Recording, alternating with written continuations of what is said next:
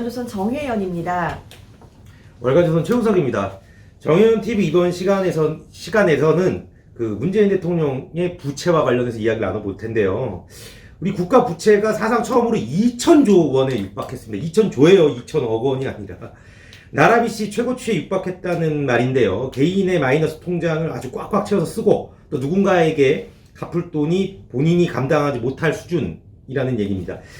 이렇게 되면 사실 잠이 안 올 거 아니에요. 뭐 하루하루 뭐 피가 말라서 잠이 오겠습니까? 그런데 이제 문재인 대통령은 어떤 심정인지 도저히 모르겠습니다. 적어도 문 대통령의 말에서는 이런 우려를 찾아보기 힘듭니다. 그러니까 예를 들어서 부채가 이렇게 많으니까 이렇게 해결하겠다 또는 좀 참아라 뭐 이런 얘기조차 없다는 거죠. 네. 예. 요즘 기획재정부에서 용어를 갖고 굉장히 물고 늘어지니까 일단 용어를 정확히 하겠습니다.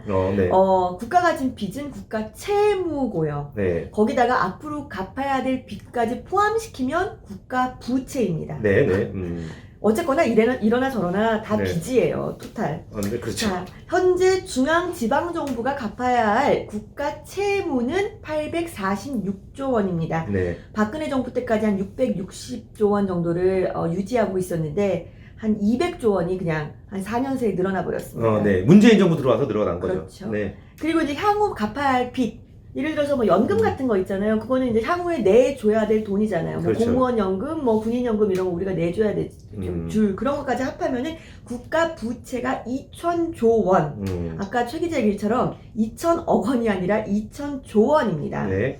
2019년도에 국가 부채가 1,743조 원이었고요. 네. 2020년에 또 여기서 한 150조가 늘어서 1,985조. 그러니까 여기는 조 단위가 네. 1년에 150조 뭐 이렇게 느니까 뭐 감당이 잘 아마 시청자분도 잘 안 되실 것 같습니다. 이런 거죠. 원래 있던 빚이 있는데 더 빚을 내니까 네. 더 갚아야 될 돈이 이자까지 합쳐서 더 기하급수적으로 늘어나는 거죠. 이제는 이제 복리 계산까지는 아니지만 정말 네. 눈덩이 불어나듯이 한다는 말이 괜한 얘기가 아닙니다.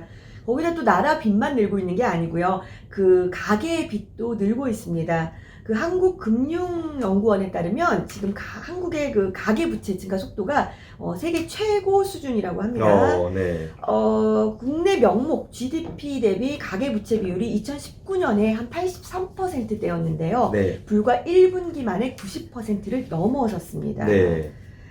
근데 이제 국가든 개인이든 빚이 늘어나는 게 좋은 게 아니죠. 그렇죠. 당연히. 그러니까 이제 아주 사회 곳곳에서 그 재정 전문가라는 분들 또 그다음에 뭐 정치인들 정말 우려를 많이 표시합니다. 그러니까 윤창현 그 국민의힘 의원 이제 학자죠. 이분은 이제 2, 3년 내에 국가 신용 등급이 강등당할 위험이 있다. 그렇게 얘기했고 지금 뭐 무디스인가요? 거기서는 좀 신용 등급이 좋게 나오니까 네. 그런 거 가지고 지금 문재인 정부가 뭐 소위 말해서 자랑하고 있는 거 아닙니까? 그런데 이제 2, 3년 후에 어떻게 될지 모른다는 거죠. 그러니까 부자가 망해도 3년이 간다니까 이제 박근혜 정부가 부자였다고 가정하면 네. 망해서 한 4년은 간 거죠. 그런데 이제 그럼 다음 정부는 이 망가뜨린 걸 어떻게 수습할지 도무지 모르겠습니다만 그렇네요. 뭐 네. 추경호 국민의힘 의원도 부채 증가 속도가 너무 빠르다. 네. 국가 채무 비율이 50%가 넘을 것 같다. 뭐 김영기 경북대 경제통상학부 명예교수는 뭐 재난지원금 같은 거 누가 봐도 선거용이었다. 네. 부채 비율이 계속 높아지면 국가의 재정 위기가 올 가능성이 높다. 사실 뭐 한두 분이 아니에요. 지금 이렇게 말씀하시는 분이. 네. 귀에 못이 박히도록 이런 얘기를 듣죠. 우리가 네. 뭐 종편이나 네. 뭐 유튜브나 아니면 언론이나 뭐 많은 얘기를 듣는데 결국에 이제 제가 이제 우리 정혜연 기자와 함께 국가 채무 또는 국가 부채가 늘어나고 있다는 방송을 정말 많이 했습니다. 전문가들의 말을 빌려서 이제 우려를 하고 했는데 우리의 방송을 뭐 무시해도 좋은데 대통령이 네. 우리뿐만이 아니라 딴 데에서 말하는 우려의 목소리도 무시하고 있는 것 같아요. 그렇죠. 네. 사실 대통령을 네.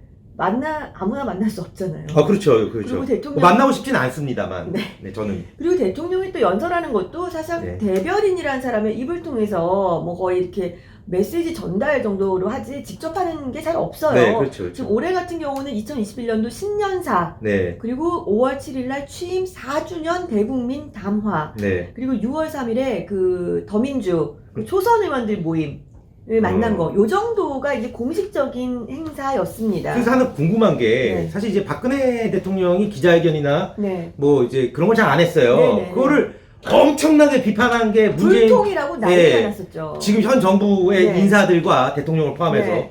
그런 분들 같은데 이분들도 뭐 특별하게 뭐 많이 소통을 하거나 그런 건 아니네요. 전혀 없어요. 이렇게 음. 공식적으로 3번이고 또 네. 기억나는 게 뭐 그런 얘기 했잖아요. 광화문 사거리에 나와서 언제든지 뭐 호프 한 잔을 오프 기울이면서 뭐 막걸리 국민들의 얘기를 듣고 밖에 나오고 원래 청와대 집무실을 옮긴다 그랬죠. 아, 광화문으로. 그런데 이제 광화문으로. 그게 뭐 여러 문제로 안 된다. 예. 있으니까. 그 공약을 백지화 시킨 거죠. 네. 예. 근데 어쨌거나 어떤 식으로든 소통을 하셔야 될 거 아닙니까? 네. 그래서 안 하고 있고 그래서 이제 어쨌거나 소통의 중요성보다 국가 채무 또 부채에 대해서 얼마나 심각하게 생각을 하고 있을지를 한번 들여다봤는데요. 네. 2021년 신년사에서 문재인 대통령은 경제를 총 29번 언급했습니다. 네. 그러니까 주로 코로나 시대를 맞이해서 민생 회복을 어떻게 해야 된다 뭐 다 이런 내용이었어요. 네. 어디서도 우리가 늘어난 국가 빚을 어떻게 관리하겠다, 아니, 네. 세수를 어떻게 하겠다, 아무런 언급이 없었습니다. 근데 사실 저는 왜 없는지는 알 거는 같으나 이렇게 그래요? 명예훼손 쪽 발언을 할 수 있을지 같은 우려 때문에 네. 제 말은 안 하겠습니다. 자, 5월 7일에 취임 4주년 특별연설이 있었습니다. 내용은 뭐 좋은 겁니다. 언급을 어떻게 됐냐면 우리 경제가 11년 만에 4% 이상의 경제 성장률을 달성할 수 있도록 정부 역량을 총동원하고 민간의 활력을 높이겠습니다. 적극적 확장 재정으로 경제 회복을 이끌고 방역 안정에 맞춰 과감한 소비 진작책과 내수 부양책을 준비하겠습니다. 그러니까 적극적 확장 재정, 소비 진작책, 돈 쓴다는 얘기예요. 그러니까 보면은 이제 11년 만에 4% 이상의 성장률을 달성할 수 있도록, 그러니까 달성한 게 아니라 네. 달성하겠다. 네. 근데 과거에 네. 그 이명박 대통령이 경제 정책으로 747 정책이라고 네. 냈죠. 뭐 그렇죠. 7% 경제 성장 그렇죠. 뭐 이렇게 냈는데 그때 얼마나 비판했습니까? 네. 말이 안 된다고. 네. 근데 4%를 달성하겠다는 얘기네요. 네. 돈 풀어서. 네. 근데 저 궁금한 게 네. 돈을 풀면은 뭐 이게 뭐 경제 성장률을 달성할 수 있습니까? 내수 진작의 일부 예를 들어서 있을 수 있겠지만 돈 풀어서 만약에 경제가 그러니까요. 살아날 것 같으면 네. 세상에 돈을 안 푸는 국가가 어디 있겠습니까? 그러니까요. 아니 여기 근데 문제가 아니 국민 재난금을 네. 도대체 뭐 얼마나 지금 5차 얘기 나오고 있으니까 네. 근데 결국은 이 추가 예산 경정안 추경이 이제 어쩔 수 없는데 결국은 확장 재정 네. 그리고 과감한 소비 진작 내수 부양 그러니까 결국은 다 돈을 줄이는 게 아니라 더 쓰겠다는 얘기입니다. 네. 자, 6월 3일에 네. 민주당의 초선 의원들을 청와대로 불렀습니다. 음. 문 대통령이 초선 의원만 청와대로 초대를 한 것은 취임 이후 처음 있는 네. 일이었습니다. 4.7 보궐선거 때 이제 민주당이 참패를 했잖아요. 네. 그래서 이제 막 자성이 잃었죠. 뭐 조국 사태에 대해서 우리는 뭐 잘못했다 반성문 내고. 자성이 잃었다가 비판이 거세지니까 다시 슬그머니 자취를 감추지 않았나요? 그렇죠. 네. 어쨌거나 이들이 요청을 해서 문재인 대통령이 받아들여서 청와대로 부른 겁니다. 네. 그런데 여기서 지금 소신 발언하지 않을까 초선이니까 네. 좀 기대를 했었죠. 자, 결국 여기서 나온 거는 고영인 더민주 의원은 코로나 상황에서 재정 당국이 곳간을 걸어 잠그는 데만 신경 쓰지 않도록 대통령이 좀 더 힘써달라. 네. 이탄희 의원은 지금은 전시 재정을 편성하는 각오로 임해야 한다. 그러니까 결국 다 돈 더 풀어달라. 그러니까 이거죠. 돈을 더 풀어서 본 초선 아닙니까? 네. 본인들이 재선이 될 수 있도록 해달라. 뭐 이거 아닙니까 사실. 그러니까 다 지금 그 박경미 대변인이 이날 자리를 뭐라고 평가했냐면요. 쇄신과 반성의 쓴소리보단 덕담과 격려가 흐르는 자리였다. 이게 이런 말을 해도 돼. 아니 그 박근혜 정부 때도 뭐 죄송한 말이지만 그 어떤 큰 문제가 있을 때 세신과 반성보다 덕담과 격려가 흘렀어요. 네. 그 결과가 어떻게 됐습니까? 예. 자, 그런데 저는 이런 생각이 들어요. 민주당 의원들이 정말 국가 부채가 이렇게 늘어나는 거 몰라서 이렇게 재정 확대해달라고 이렇게 얘기를 했을까요?